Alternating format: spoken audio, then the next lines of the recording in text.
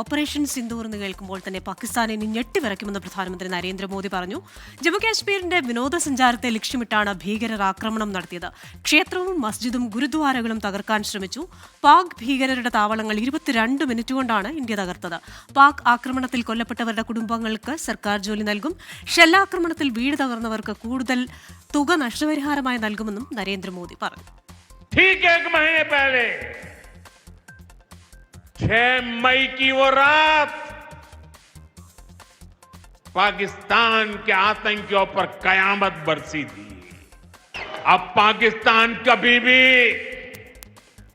Operation सिंदूर का नाम सुनेगा तो उसे अपनी शर्मनाक शिकस्त याद आएगी. पाकिस्तानी फौज और आतंकियों ने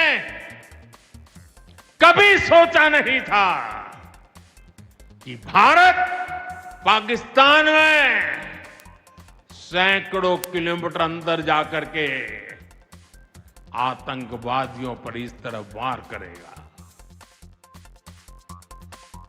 ജമ്മുകാശ്മീരിലെ ചെനാബ് റെയിൽ പാലം ഈഫൽ ടവറിനേക്കാൾ ഉയരമുള്ളതെന്ന് പ്രധാനമന്ത്രി നരേന്ദ്രമോദി. കശ്മീർ മുതൽ കന്യാകുമാരി വരെ റെയിൽപാത യാഥാർത്ഥ്യമായി. 46,000 കോടി രൂപയുടെ വികസന പദ്ധതികൾ ജമ്മുകാശ്മീരിന്റെ വികസനം ത്വരിതപ്പെടുത്തുമെന്നും പ്രധാനമന്ത്രി പറഞ്ഞു. ചെനാബ് റെയിൽ പാലം രാജ്യത്തിന് സമർപ്പിച്ച ശേഷമായിരുന്നു പ്രധാനമന്ത്രിയുടെ പ്രതികരണം. വിവരങ്ങളുമായി ഡൽഹിയിൽ നിന്ന് ആർ അച്യുതനാണ് ചേരുന്നത്. Achuthan, good evening. പ്രധാനമന്ത്രി പറഞ്ഞ പല കാര്യങ്ങളിൽ ഓപ്പറേഷൻ സിന്ദൂറുമായി ബന്ധപ്പെട്ട കാര്യങ്ങളുണ്ട്. ആ കുടുംബങ്ങളെ എങ്ങനെ ചേർത്ത് പിടിക്കാം, അതിനുവേണ്ട കാര്യങ്ങളുണ്ട്. പക്ഷെ അതിലൊക്കെ ഏറെ ഇന്ന് ശ്രദ്ധയാകർഷിച്ചത് ഈ ചെനാബ് റെയിൽവേ പാലമാണല്ലോ. അപ്പോൾ ഒരു എഞ്ചിനീയറിംഗ് വിസ്മയമാണ്. മൊത്തത്തിൽ അത് ഇന്ത്യയുടെ വികസനം ത്വരിതപ്പെടുത്തും, പ്രത്യേകിച്ച് കശ്മീരിൻ്റേത്. എന്തൊക്കെ കാര്യങ്ങളാണ് പ്രധാനമന്ത്രി പറഞ്ഞത്? ഗുഡ് ഈവനിങ് ക്രിസ്റ്റിന സൂചിപ്പിച്ചതുപോലെ തന്നെയാണ്. അതായത് പെഹൽഗാം ഭീകരാക്രമണത്തിന് ശേഷം പൊതുവെ ഈ ടൂറിസ്റ്റുകളുടെ ഒരു വരവ് ജമ്മു കാശ്മീരിൽ കുറഞ്ഞതായുള്ള വിലയിരുത്തലുകൾ ഉണ്ടായിരുന്നു. പക്ഷേ അതിനെല്ലാം മറുപടിയായിക്കൊണ്ടാണ് അവിടുത്തെ വികസനങ്ങൾ അതിന് കൂടുതൽ മറ്റൊരു തലത്തിലേക്ക് കൂടി ഇപ്പോൾ എത്തിച്ചിരിക്കുന്നത്. അതിൽ ഏറ്റവും നിർണായകമായുള്ള ഒരു പങ്ക് വഹിക്കുന്ന ഒന്നാണ് ഈ ചെനാബിലെ ഇത്തരത്തിലുള്ള റെയിൽവേ ആർച്ച് ബ്രിഡ്ജിൻ്റെ ഉദ്ഘാടനം എന്നുള്ളത്. നിരവധി സവിശേഷതകൾ ഉള്ളതുകൊണ്ട് തന്നെ അതിനൊരു എഞ്ചിനീയറിംഗ് വിസ്മയം എന്ന് തന്നെ ആ പാലത്തെ വിശേഷിപ്പിക്കും കഴിയും. അതായത് 100 കിലോമീറ്റർ വേഗതയിൽ തന്നെ ട്രെയിനിന് മണിക്കൂറിൽ 100 കിലോമീറ്റർ വേഗതയിൽ ഈ പാലത്തിലൂടെ കടന്നു പോകാൻ കഴിയും. ഭൂചലനത്തെ പ്രതിരോധിക്കുവാനും സ്ഫോടനം ഉണ്ടായാൽ അതിനെ പ്രതിരോധിക്കുവാനുള്ള ശേഷിയും ഈ പാലത്തിൻ്റെ നിർമ്മാണത്തിലുണ്ട്.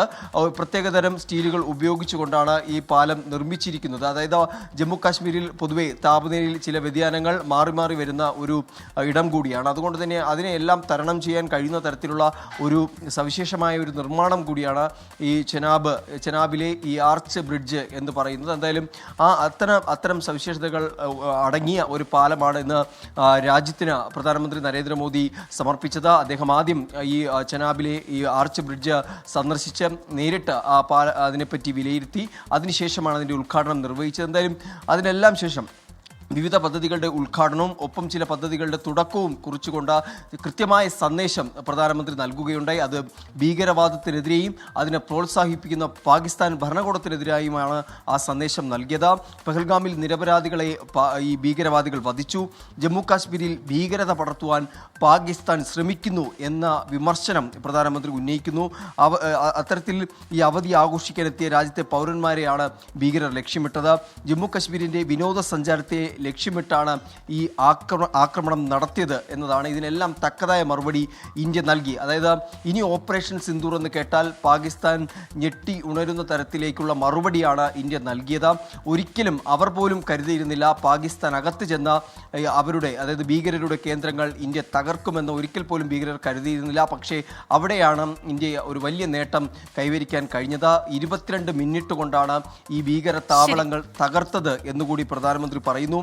സാധാരണക്കാരെ ലക്ഷ്യമിട്ടും ക്ഷേത്രവും മസ്ജിദും ഗുരുദ്വാരകളും ലക്ഷ്യമിട്ടായിരുന്നു ആക്രമണമെന്നും പ്രധാനമന്ത്രി പറയുന്നു. അങ്ങനെ കൃത്യമായ സന്ദേശമാണ് പ്രധാനമന്ത്രിയുടെ ആ ഒരു പ്രസംഗത്തിൽ ഉണ്ടായിരുന്നത്. കൃഷ്ണ, ശരി, വിശദാംശങ്ങൾ നൽകിയത് ഡൽഹിയിൽ നിന്ന് ആർ അച്യുതനാണ്.